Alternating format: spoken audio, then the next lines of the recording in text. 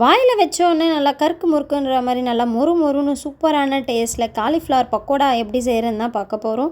Cauliflower சில்லின்னு கூட சொல்லலாம், hotel ஸ்டைல்லே செய்ய போகிறோம். வாங்க எப்படி செய்கிறதுன்னு பார்ப்போம். எந்த ஒரு கலரும் சேர்க்காம குழந்தைங்களுக்கு ரொம்பவே பிடிச்ச மாதிரி சூப்பராக தான் செய்ய போகிறோம். நீங்கள் இதை ஈவினிங் ஸ்நாக்ஸாகவும் சாப்பிட்லாம், மதியத்துக்கு ஏதாவது சமையல் செஞ்சோம்னா மீல்ஸ் கூட வச்சும் சாப்பிட்லாம். அவ்வளோ ஒரு சூப்பராக இருக்கும். வாங்க எப்படி செய்கிறதுன்னு பார்ப்போம். பெரிய காலிஃப்ளவர் ஒன்று வாங்கிக்கிட்டேன். நமக்கு தேவையான சைஸில் பெருசோ சிறுசோ எப்படி தேவையோ அதே போல் கட் பண்ணி எடுத்துப்போம். நான் வந்து மீடியமாக கட் பண்ணிக்கிட்டேன்.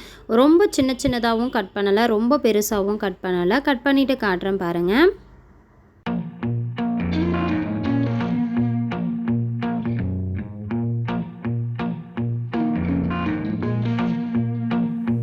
Porch light flicker on the siding, moths dancing like they know the tune. Porch light flicker on the siding, moths dancing like they know the tune. Every breath feels borrowed. பாருங்க, இதே போல தான் மீடியமான சைஸில் cut பண்ணி எடுத்துக்கிட்டேன். ஒரு பாத்திரத்தில் சேர்த்துக்கலாம். நல்லா வாஷ் பண்ணி எடுத்துக்க போகிறோம். சுடுதண்ணியில் கொதிக்க வைக்கணும்னு அவசியம் இல்லை. நான் இன்றைக்கி கெட்டிலில் கொஞ்சம் தண்ணி வச்சு சுடுதண்ணி ஊற்றிக்கிட்டேன். ஒரு 5லேருந்து 10 நிமிஷம் அப்படியே இருக்கட்டும். அதுக்கப்புறம் மஞ்சள் தூள் போட்டு நல்லாவே வாஷ் பண்ணி எடுத்துக்கலாம். பாருங்கள், நல்லாவே மிக்ஸ் பண்ணிட்டோம்னா இதில் இருக்க பூச்சி எல்லாமே வந்து இதிலே வந்துடும். நம்ம நல்லா ஃபில்ட்ரு பண்ணிவிட்டு மறுபடியும் பச்சை தண்ணியில் லைட்டாக வாஷ் பண்ணி எடுத்துக்கிட்டேன். அவ்வளோதாங்க, காலிஃப்ளவர் ரெடி ஆகிடுச்சு. இதில் என்னென்ன மாவு சேர்க்குறோன்னு பார்க்கலாம். கடலை மாவு 1 ஸ்பூன் அளவு, கார்ன்ஃப்ளவர் 5லேருந்து 6 ஸ்பூன் அளவு சேர்த்துக்கிட்டேன். அரிசி மாவு இருந்தால் 1/2 ஸ்பூன் அளவு சேர்த்துக்கலாம். 1/4 ஸ்பூன் அளவு தூள் உப்பு சேர்த்துக்கிட்டேன். 1/2 ஸ்பூன் அளவு தனி மிளகாய் தூள் சேர்த்துக்கிட்டேன். இஞ்சி பூண்டு பேஸ்ட்டு 3 டேபிள் ஸ்பூன் அளவு சேர்த்துக்கலாம்.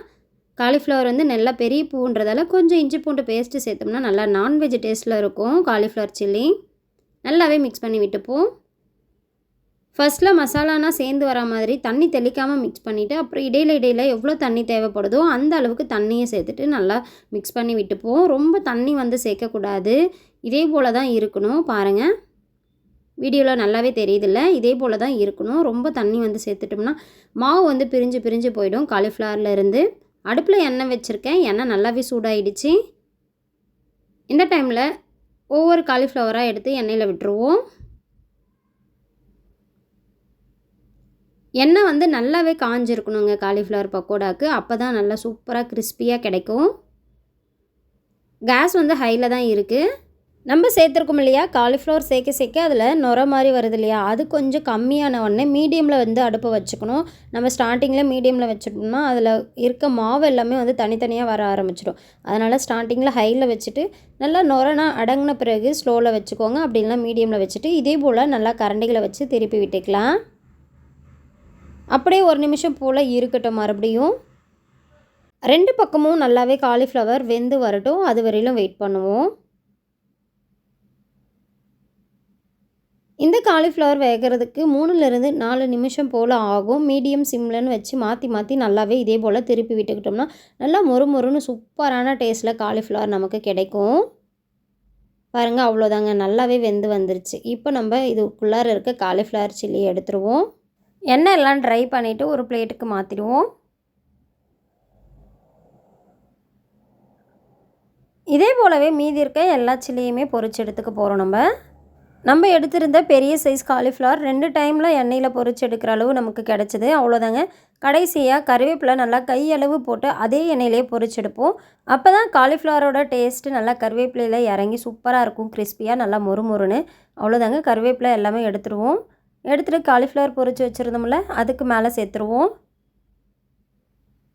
பாருங்கள், இதே போல் தான்.